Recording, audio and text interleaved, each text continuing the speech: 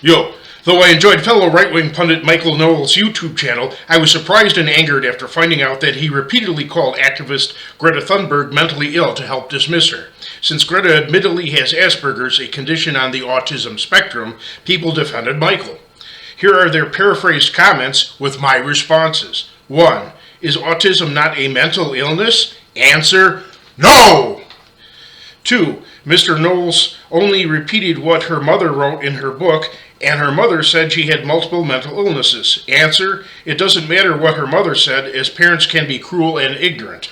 And Michael should be an independent thinker, not a parrot. 3. Is calling somebody mentally ill so terrible? I thought we destigmatized that term.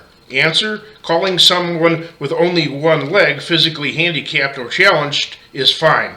That's because it implies their ability to recognize the need to walk from point A to point B, and that they'll get there eventually, just slower. That's why a term like mentally slow is better.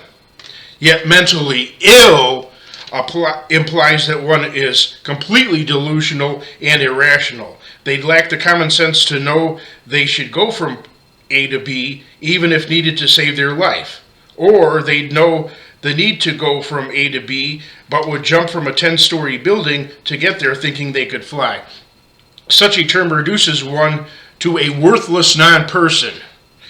4. Since the terms are traditionally used interchangeably, whether mentally ill, handicapped, autistic, retarded, etc., whatever terms they used, your attempt at smug superiority falls flat.